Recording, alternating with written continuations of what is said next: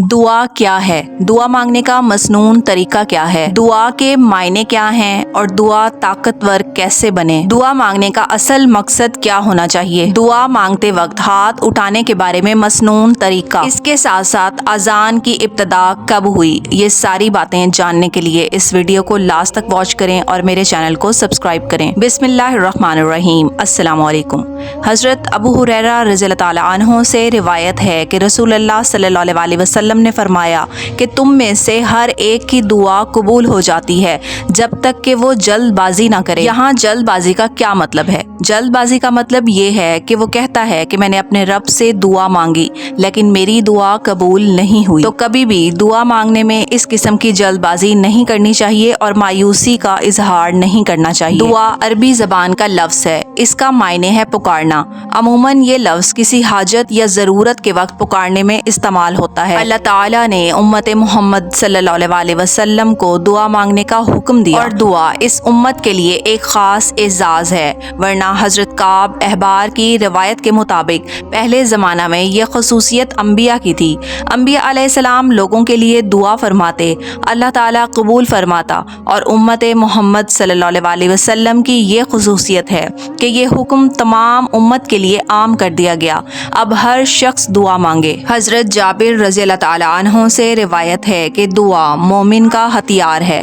ہتھیار صحیح کام تب ہی دکھاتا ہے جب ہتھیار بھی تیز ہو اور چلانے والا بھی طاقتور ہو۔ سوال یہ ہے کہ دعا طاقتور کیسے بنے؟ اس کے لیے رسول پاک صلی اللہ علیہ وسلم نے کچھ آداب سکھائے اور دعاؤں کے الفاظ سکھائے جو مسنون دعائیں کہلاتی ہیں۔ اور دعا مانگنے والا کیسے طاقتور بنے، اس کے لیے دعا مانگنے کے مسنون طریقے سکھائے گئے ہیں۔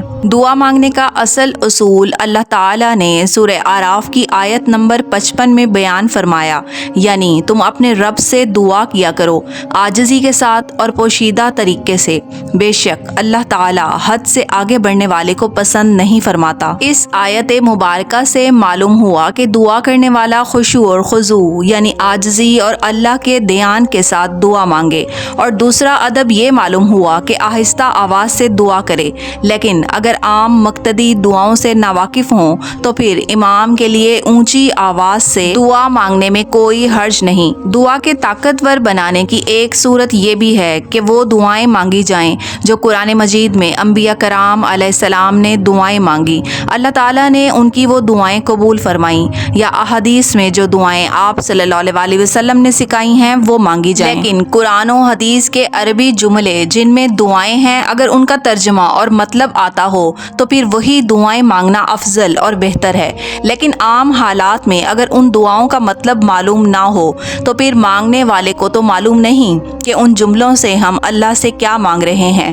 اب ان دعاؤں کے پڑھنے کا ثواب تو ضرور ملے گا، لیکن اسے دعا مانگنا نہیں کہیں گے بلکہ دعا پڑھنا کہیں گے۔ سوال یہ ہے کہ دعا مانگنے کا مقصد کیا ہوتا ہے؟ دراصل دعا مانگنے کا مقصد اللہ تعالیٰ سے اپنی حاجات اور ضروریات کا سوال کرنا ہے، صرف مخصوص کلمات پڑھنا اصل مقصد نہیں۔ اور یہ جب ہوگا کہ ان دعاؤں کا ترجمہ آتا ہو، اور اگر برکت کے لیے ان کلمات کو پڑھ لے اور اپنی ضروریات کو اپنی زبان میں مانگ لے تو یہ زیادہ بہتر ہے۔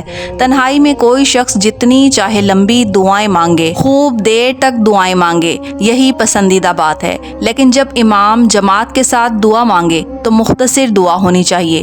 رسول اللہ صلی اللہ علیہ وسلم نے تو فرض نمازوں کے بارے میں یہ حکم دیا کہ جب تم امام بن کر نماز پڑھو تو ہلکی نماز پڑھو، کیونکہ مقتدیوں میں بیمار، ضعیف اور ضرورت مند بھی ہوتے ہیں۔ امام کے لمبی دعا مانگنے کی صورت میں ضرورت مند شخص اٹھ کر واپس جانا چاہے تو صفیں چیر کر لوگوں کے کاندھے پھلانگ کر نکلے گا، اور یہ دوسرے نمازیوں کے لیے تکلیف کا باعث ہوگا۔ صحیح مسلم میں حضرت عائشہ رضی اللہ تعالیٰ عنہ سے منقول ہے کہ رسول اللہ صلی اللہ علیہ وسلم جب فرض نماز کے بعد سلام پھیر لیتے تو صرف اتنی دیر بیٹھ کے یہ دعا پڑھ لیں۔ دعا مانگتے وقت ہاتھ اٹھانے کے بارے میں مسنون طریقہ یہ ہے کہ دعا کے وقت ہر حال اور ہر وقت میں، چاہے نماز کے بعد ہو یا کوئی اور ہاتھ اٹھا کر دعا مانگنا مستجب ہے، جبکہ دعا کے الفاظ کوئی حاجت اور ضرورت مانگنے کی نیت سے پڑھیں۔ لیکن جب دعا پڑھنے سے ذکر مسنون ہو، جیسے صبح و شام کی دعائیں، جاگنے اور सोने की दुआएं, मस्जिद में आने और वापस जाने की दुआएं, खाना खाने की, लिबास पहनने की दुआएं, तो इन दुआओं में हाथ उठाना मसनून नहीं है। हदीस मुबारका से ये भी मालूम होता है कि अगर इमाम नमाज से फारिग हो जाए और उस नमाज के बाद सुन्नत या नफल ना हो, जैसे फजर और असर की नमाज, तो इमाम दाएं तरफ जरा घूमकर मुक्तदियों की तरफ मुंह करके दुआ मांगे। मसनद अहमद और सुनन अबी दाऊद में हजरत मालिक बिन बसियार रज़ी अल्लाह ताला अन्हो से मनकूल है कि आप सल्लल्लाहु अलैहि वसल्लम ने फरमाया कि जब तुम अल्लाह ताला से सवाल करो, हथेलियां चेहरा की तरफ हों और हाथ की पुश्त नीचे की तरफ।